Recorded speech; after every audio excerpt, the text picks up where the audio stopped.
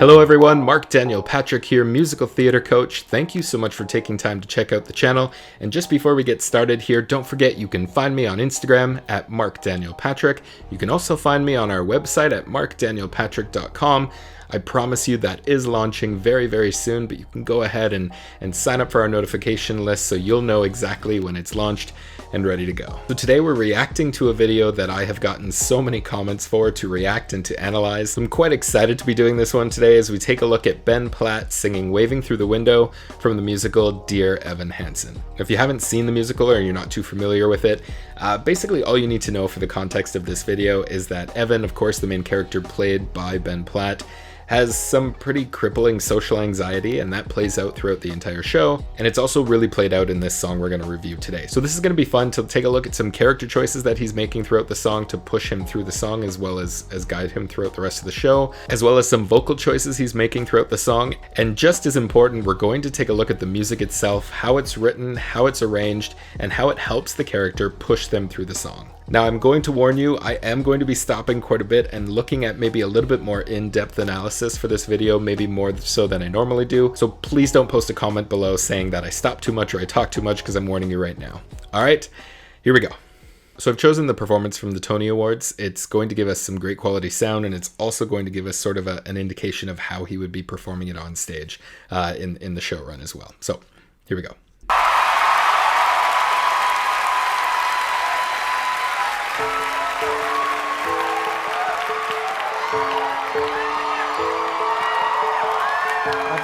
Slam on the brake. Now that opening music right away, I'm just gonna rewind that quickly and see if anyone else can pick up maybe where that's from.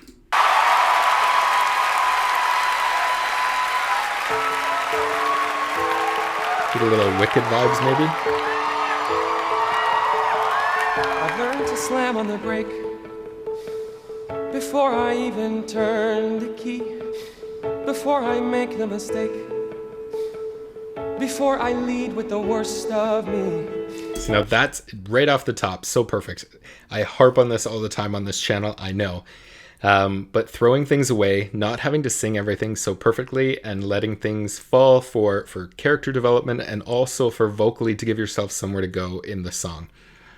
Watch the words break and mistake here. He throws them all away. He has space to elongate that and make it a beautiful note, but he decides to throw it away. And then once he finishes the phrase, he's got a little bit of a riff there, and he's able to hold it out and round it out so beautifully, and it kind of gives the audience, you know, a little bit of a release, and it lets the audience sort of relax, thinking like, oh, okay, he can beautifully deliver this song. It's quite good. So we're just going to rewind and see that again. I've learned to slam on the brake before I even turn the key, before I make the mistake, before I lead with the worst of me. Give them no reason to stare, no slipping up if you slip away. So I got nothing to share. No, I got nothing to say. That's so perfect. That little breath he lets out right there is so good. First of all, for himself, because if he happens to be nervous at all, he can just let it out in that breath, which is actually so relieving when you're on stage. But also for the character, like this anxiety is really crippling and really taking him over, and it just shows that sort of that little breath is kind of like what you'd get, right? If you're feeling so anxious and so nervous about something, it's just that the breaths come out of nowhere and you're just trying to find somewhere to breathe, and it's such a perfect touch. Hey, step out of the sun if you keep getting burned. Step out of the sun because you learned. Outside, always looking in. Will I ever be more than I've always been? Cause I'm tapping on the glass. I'm waving through a window. Now, one thing here, when he first comes into that higher register, he can sing that a lot better, of course, but he's letting it sort of crack and not fully going for it. Again, just a nod to the character to kind of give it that vulnerability, give it a little bit more emotion and keep it down a little bit. And it's so perfect. Now, the other thing he does is the word I'm. He says, I'm waving through a window. If you read the music, if you look at the sheet music of this, it's actually not written. There is no I'm in the score. So he's throwing that in on his own. Now, maybe contextually, is that why he's throwing it in? Because he feels it makes more sense to sing I'm waving through a window? Or is it a little bit of an assistance for him and a little bit of a springboard? So waving through the window, when he first starts singing it, waving, he's got to go into that falsetto. So from what, I can't remember what he's singing before, but going right into waving in a falsetto is maybe a little bit difficult. By singing I'm, it could give him a springboard to get up there, right? So that interval between I'm and waving is something that he can practice, that he can get into his head, and that makes it a little bit more easier for him. And it's maybe why he adds it. Try to speak, but nobody can hear, so I wait around for an answer to appear while I'm watching people pass. I'm waiting through again. window. That always. So that's a riff, and it's beautifully written, and it's also beautifully executed because he throws a little bit of vibrato on top of it, right? So he's not only riffing through the music, but he's also adding the vibrato to round it out and keep him on key as he gets through that riff, and it's so effortless. He's so good at it. Can anybody see? Is anybody waving back at me?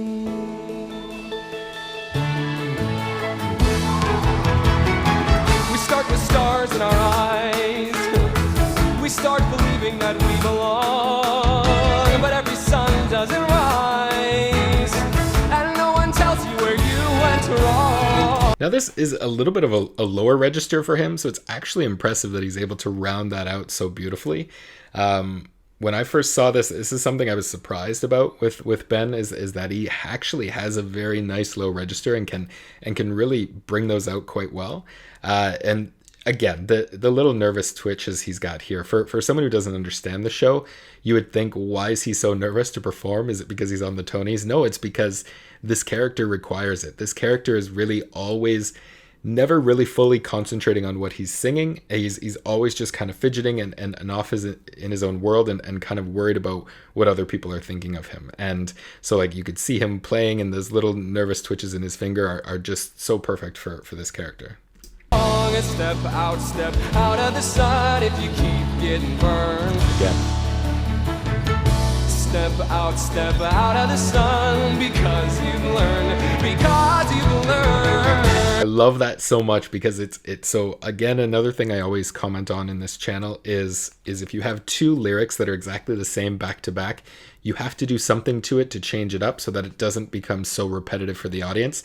This one's actually written in the music for him. So he sings because you've learned with the melody, all of a sudden then jumps up because you've learned on the second one. So it's the same chord progression. It's just a little switch on the melody. Sorry, it's just a little switch on the melody that gives it something different and gives the character a little bit more dynamics to play with, and that's perfect. Turn on the outside, always looking in. Will I ever be more than I've always been? 'Cause I'm tapping on the glass, waving through a window. There it is. There's that first one where he sings waving through the window. No, I'm. So now those ones, he's not going into his falsetto. The song is starting to build and he's belting out that waving. So now does he not need the I'm for when he's belting? He can just come at it right away. He knows what it is and he can hit it. You'd see, he doesn't say, I don't think he sings I'm, well, let's wait and see, but I don't think he sings I'm waving again because he's going to belt all the way to the end now. And he can hit that clean out. He doesn't need that jump. He doesn't need that interval to get him up there. I try to speak, but nobody can hear, so I wait around for an answer to appear while I'm watching people pass. Waiting through No, oh, that run. Can anybody see? Is anybody waiting? When you're falling in a forest and there's nobody around, do you ever really crash or even make a sound? When you're falling in a forest and there's nobody around, do you ever really crash or even make a sound? That's so, again, he's doing it even more. This is even lower than the first time. He's able to hold it and round out that lower register so well. For anyone who's a tenor, trust me, like I wish I could do everything he does. But so anyone who's a tenor, it's amazing how you always want the other thing, right? So if you're someone who's small, you want to be bigger. If you're bigger, you want to be smaller. If you're a tenor, you want to be able to sing lower, and if you're a baritone or bass, you want to be able to sing higher. Ben here is kind of showing off both sides, where he is hitting, I believe it's a low B that he's hitting here, that he's able to round it out so well, and it's so it seems like it's sitting so well in his voice that he doesn't have a problem with it, and that's incredible to me. When you're falling in a forest and there's nobody around, do you ever really crash or even make a sound? When you're falling in a forest and there's nobody around, do you ever really crash or even make a sound? Did I even make a sound? Did I even make a sound? It's like I never made a sound. Look at how you can hear that piano coming in and that music coming in that's pushing him. And that's the thing with the music being written, and the dynamics here are pushing him through the song. So if you're actually listening for it, you can hear it pushing you through. And he's using it so well here as this song starts to build. Make a sound. On the outside, always looking, will I ever be more? Okay, so it goes off a little bit there, a little bit flat, and I wonder if it's because I'm not sure what the situation is with the Tonys. I don't know if where the conductor is. He might be on a monitor actually up in the audience, behind the audience. There might be a monitor where the conductor, so he knows when to come in. I wonder if he goes off just because of emotionally, or just because he's running out of breath, or is it because the timing of the song and trying to, singing it at the Tonys is different than maybe singing it normally. When he normally would, singing it, 8 times a week. So that all of a sudden right there turns into, well, it's been going on for a little while, but it all of a sudden turns into a 6/4 time. So it's starting to pick up. It's a little bit more, and you can watch the pickup. If you count it in, it's 6 and. So it's actually coming in on the and, which is incredibly hard to pick up unless you and your conductor are completely in sync. So I'm going to try and rewind this and see if we can see it here. And let's count it out. Make a sound, did I even make a sound? It's like I never made a sound. Will I ever 2, make a 3, sound? 4, 5, 6, 10. On the outside, always looking in, will I ever be more than I've always been? 'Cause I'm tapping on the glass, waiting through the wind. So many things happen. So many things happen in this short amount of time. First of all, that counting right there. So it comes in on an and, which is very hard to pick up unless you and your conductor are completely in sync, or he's just counting it out. He can pick it up that way. Now as he comes through, as you can see him moving in towards each character and sort of, how he's waving in and out with each character, listen to what the music is doing, and especially listen to the drums. Those triplets coming down are so perfect because it's exactly what the character would be thinking, and it's exactly what's maybe going on in the character's mind. So not only is he surrounded by all these people and he's trying to interact with all of them while dealing with his crippling anxiety, those triplets, you can hear it in the music, is kind of like his mind just going da da da da da da da da. His mind is just keeps going over and over, and it's echoed in the music. So that's why I say all the time, it's so important to actually listen to the music first before you start performing. So I'm going to rewind again, try here, and see if we can actually pick it up. But it's a perfect example of how the music helps the character push through. Make a sound. On the outside, always looking in, will I ever be more than I've always been? 'Cause I'm tapping on the glass. Those triplets helps him so well. I try to speak, but nobody can hear, so I wait around for an answer to appear while I'm watching people pass. Waiting through a window. Can anybody see? Is anybody waving back at me? There's another one just before he goes here. We'll rewind it and see it. Don't worry. Just before he goes here, there's another. Watch for that dynamics. Watch for that momentum of the music coming in behind him. He actually misses it in terms of following the character. I wonder if they do it better during the show. But I actually want his other actor to leave earlier so that he can actually move with the momentum of the music, because it's all, oh God, because it's all written right there for him to push forward and move with the music. So let's rewind and see if we can see it. Oh, can anybody see? Is anybody waving back See? at me? Right there, that momentum coming in. Is anybody waving? Now that one there, we're going to stop again. This song just goes a mile a minute.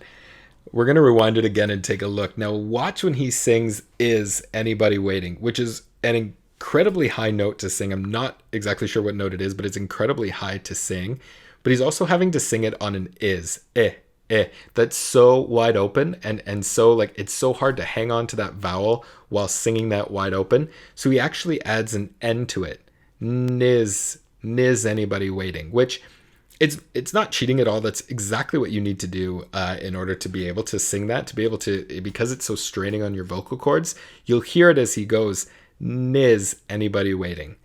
So anytime you're singing and you have a jump like that and a high note to sing on a very difficult vowel, like screw you, the lyricist, for giving you an is on to have to sing on this note. But anytime you have to get up there on a difficult vowel, you want to try and soften it by adding the niz. Allows the vocal cords to round out and get into that a lot easier. So let's back up a little bit and see if we can see it.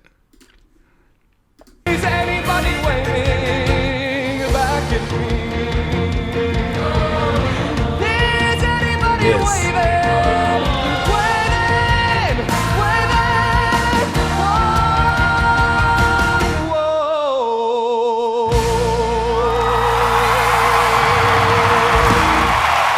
So good. Now I'm going to talk about it here. Now watch, you can see it right there. So a couple of people in the audience stand up to give him a standing ovation. So now you wonder why. Why isn't everyone standing up? Well, I'm going to go ahead and say that the people standing up are the more educated ones in the audience and realize what the hell he just did. So I'll rewind in a second, but first of all, that niz, I hope you heard that. As you can hear, he's allowing himself to comfortably get onto that note, which is perfect. Waiting, how he belts that out twice, wide open the first time, and then hits a little vibrato on the second time. So he's changing it up. He has the same thing to sing over and over again, but he's changing it up by adding that nice little wavy vibrato on the second one. And then this last one. Now, it's like Simona Biles, landing her last trick or something in a floor program, but it's something you want to wait for anytime you're watching someone perform this number, and see if they're able to do it. Now watch when he sings this entire last part without taking a breath. We're going to play it once and then we'll go back on it, but here we go.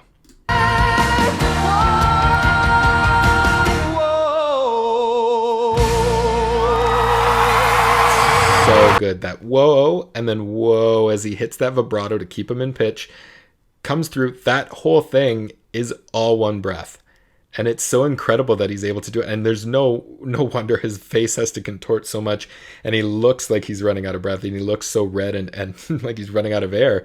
But that's because he wants that high, almost that, that trick of showing off some tricks. He wants that all in one breath. And let's do it one more time to see it, just because it's that amazing.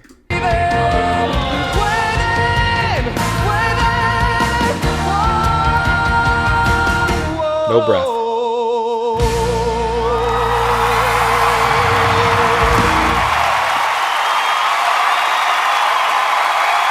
And then the educated people stand up for him. That's look at them go. That's absolutely incredible. I mean, it's a powerhouse. It's a mammoth of a song. The arrangement, the orchestration, everything behind it is so incredible and really pushes the character through it.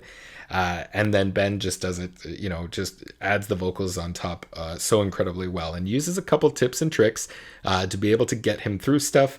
The I'm is a big one. I'm waiting to get him to jump up into the falsetto. The N is a big one. Niz, that's a great lesson for singers to learn, that when you have a difficult vowel to sing, try and form the vowel a little bit differently so that you're able to get onto it so cleanly. But that's a tour de force song, and to me he does it so effortlessly.